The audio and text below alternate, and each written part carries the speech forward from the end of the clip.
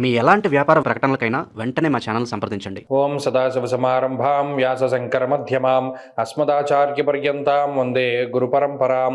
జ్యోతిషశాస్త్రాన్ని భావితరాల వారికి ప్రసాదించిన ఋషుల యొక్క పాదపద్మాలకి నమస్కారం చేసుకుంటూ, అలాగే నాకు ఈ జ్యోతిష విద్యను నేర్పిన గురువర్యులు జ్యోతిష బ్రహ్మ కీర్తిశేషులు శ్రీ ఈరంకి సూర్యనారాయణమూర్తి గారు, సూర్యశ్రీ దైవజ్ఞ గారి యొక్క పాదపద్మాలకి నమస్కారం చేసుకుంటూ, ఓం శ్రీ మహాగణాధిపతి నమః, శ్రీ గురుభ్యో నమః, హరి ఓం. వీక్షకులందరికీ నమస్కారం. డిసెంబర్ నెల 14వ తారీఖు లగాయతు డిసెంబర్ 20వ తారీఖు శనివారం వరకు ఉండేటువంటి గ్రహగతుల ఆధారంగా ద్వాదశ రాసుల వారికి ఈ వారం ఏ విధమైనటువంటి శుభాశుభ ఫలితాలు కలగబోతూ ఉన్నాయో ఈ కార్యక్రమం ద్వారా తెలుసుకుందాం. అందులో భాగంగా ఈ వారం ఉండేటువంటి గ్రహగతుల్ని గమనిద్దాం. ఈ వారంలో ముఖ్యంగా మిథున రాశి యందు వక్రగతిలో గురువు సంచారం చేస్తున్నారు. సింహరాశి యందు కేతు వక్రగతిన సంచారం చేస్తున్నారు. వృశ్చిక రాశి యందు శుక్రబుధులు, ధనురాశి యందు రవికుజులు, కుంభరాశి యందు రాహువు, మీనమందు శనేశ్వరుని యొక్క సంచారం ఉన్నది. చంద్రుడు ఈ వారంలో కన్యా, తుల, వృశ్చిక, ధను రాశులు ఎందు సంచరించబోతున్నారు. ఇటువంటి పరిస్థితుల్లో ద్వాదశ రాశుల వారికి ఏ విధమైనటువంటి ఫలితాలు కలగబోతున్నా తెలుసుకుందాం. అందులో భాగంగా కర్కాటక రాశి వారికి ఈ వారంలో గ్రహస్థితి చాలా అనుకూలంగా ఉంది.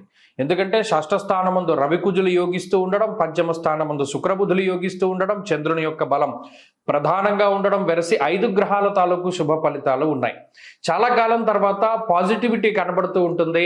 ప్రత్యేకించి షష్ఠేరవం సుసౌఖ్యాదిని ఎత్ర కార్యార్థ సాధనం అన్నది శాస్త్రం. అటు ఆర్థిక పరంగా లాభాన్ని పొందాల్సి వచ్చినా, శత్రువుల మీద విజయాన్ని సాధించవలసి వచ్చినా, రోగము లేదా రుణము అనేటువంటి 2 విషయాలపైన ఆధిక్యతని సంపాదించవలసి వచ్చిన ఈ గ్రహస్థితి చాలా ముఖ్యము.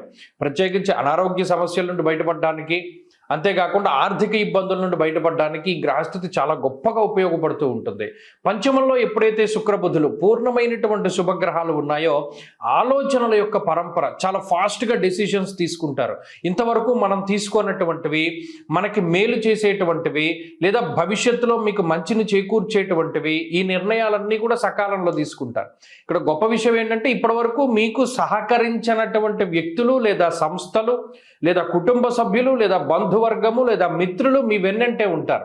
ఏదో ఒక సహాయం చేస్తారు. వాళ్ళు మాట సహాయం చేయడమో ఇంకో సహాయం చేయడమో ఏదో ఒకటి, మీరు ఒంటరి కాదు అనేటువంటి దృక్పథం ఎక్కువగా కలుగుతూ ఉంటుంది. ఓకే, మనకి ఈ సపోర్ట్ ఉంది, పలానా పని వాడు చేస్తా అన్నాడు కదా అనేటువంటి భరోసా దొరుకుతూ ఉంటుంది.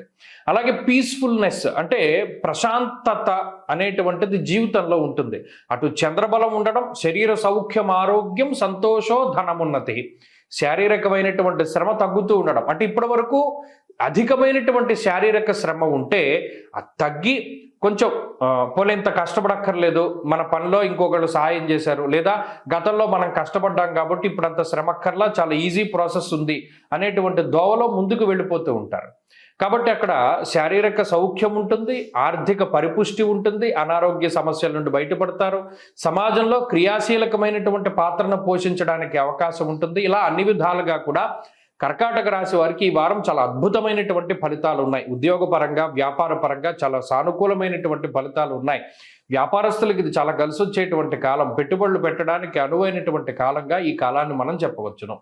వీరు మరింత అనుకూలమైనటువంటి ఫలితాలను సాధించడానికి ఈ రాహుగ్రహం యొక్క వ్యతిరేకతను పోగొట్టుకోవడానికి కాలభైరవుని యొక్క ఆరాధన ఎక్కువగా చేస్తూ ఉండడం చెప్పదగినటువంటి సూచన. ఈ వారంలో కలిసి వచ్చేటువంటి రోజు శుక్రవారంగా చెప్పవచ్చును. అదృష్ట సంఖ్య 5, అదృష్ట వర్ణము తెలుపు. తదుపరి సింహరాశి.